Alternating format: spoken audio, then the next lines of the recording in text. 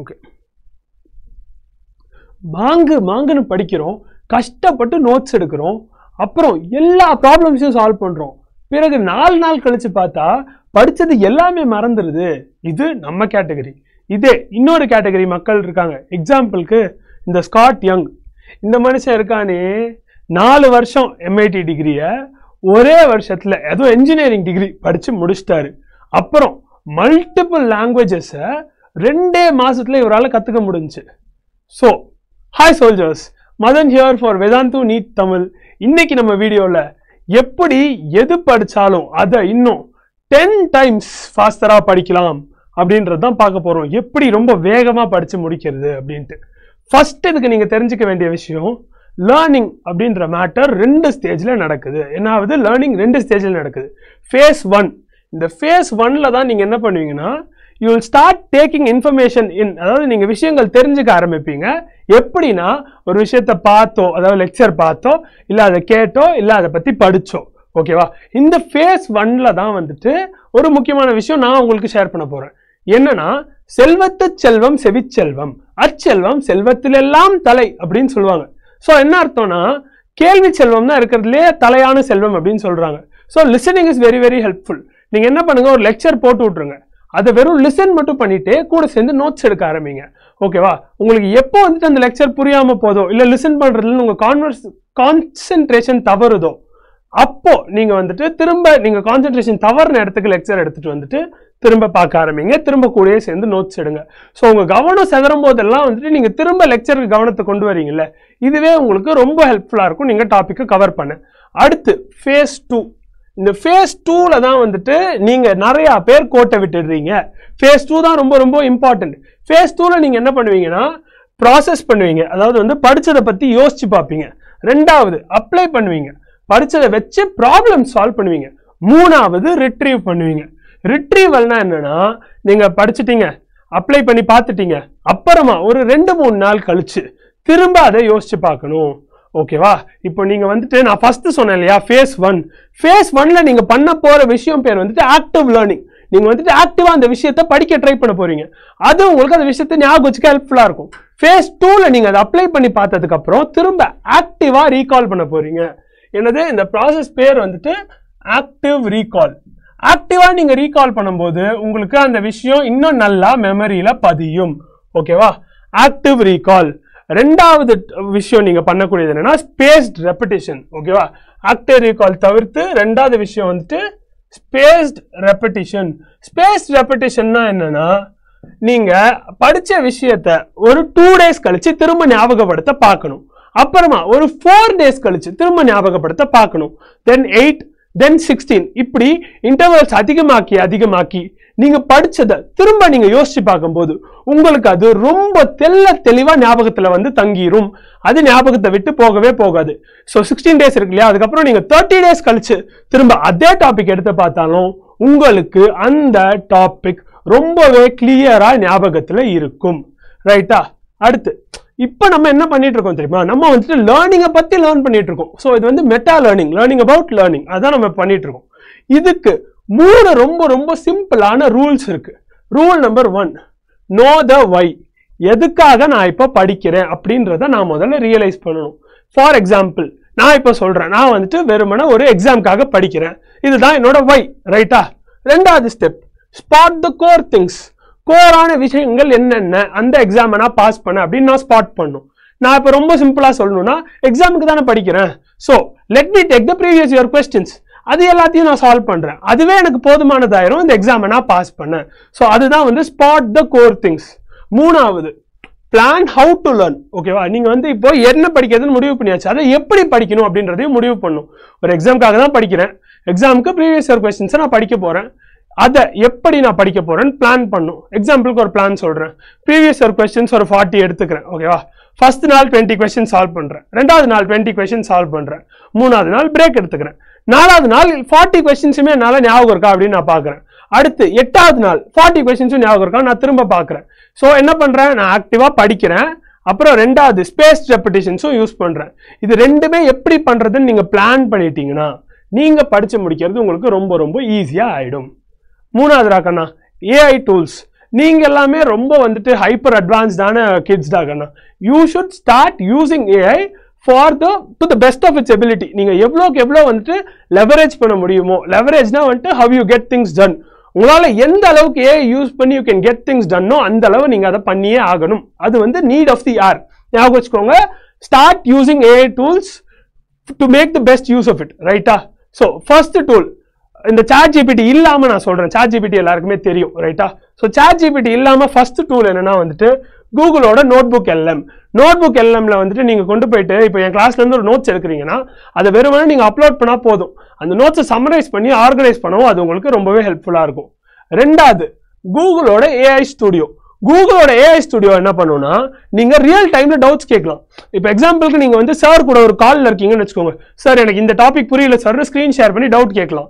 அது மாதிரி அந்த ஏஐ ஸ்டுடியோட்ட நீங்க கேட்டீங்கன்னா அது ரியல் டைம்ல உங்க டவுட்ஸுக்கான சொல்யூஷன்ஸை சொல்லி தரும். ரைட்டா? ரொம்ப ஹெல்ப்ஃபுல்லா இருக்கும். மூணாவது ஆங்கி. ஆங்கி ஒன்னோட ஆங்கி வந்துட்டு ஒரு ஃபிளாஷ் கார்டு பண்ற ஆப்.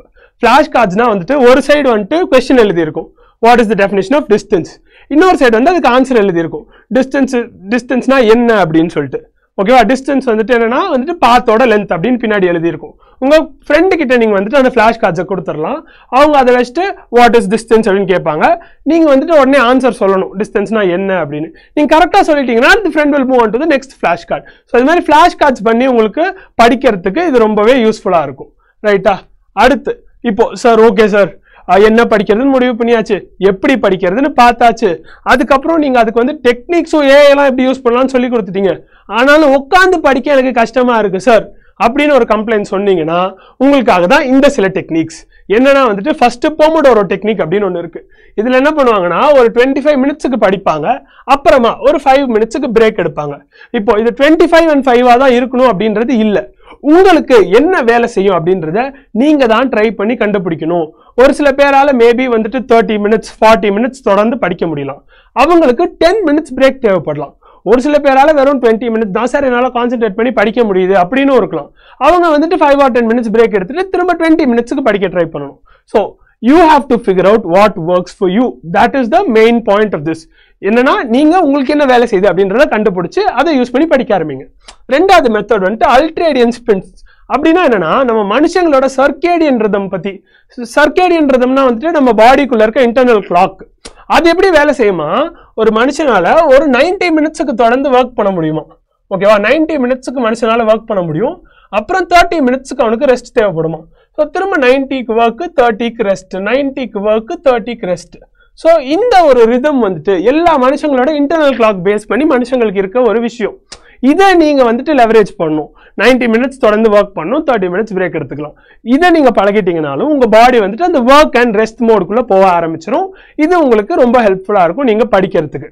அதுக்கு அடுத்து தொடர்ந்து கான்சென்ட்ரேட் பண்ண முடியல சார், கஷ்டமா இருக்கு, ஒரே சப்ஜெக்ட் ஒரு 4 மணி நேரம் படிக்கும் போது எனக்கு போர் அடிச்சிருது சார் அப்படின்னு சொல்றீங்கன்னா உங்களுக்காக தான் இந்த இன்டர்லீவிங் மெத்தட் இருக்கு. இன்டர்லீவிங் மெத்தட்னா என்னன்னா ஃபர்ஸ்ட் ஒரு சப்ஜெக்டை படிக்கணும், ஒரு ½ அன் ஹவருக்கு பிரேக் எடுத்துக்கோங்க, அடுத்து வேற சப்ஜெக்டை படிங்க.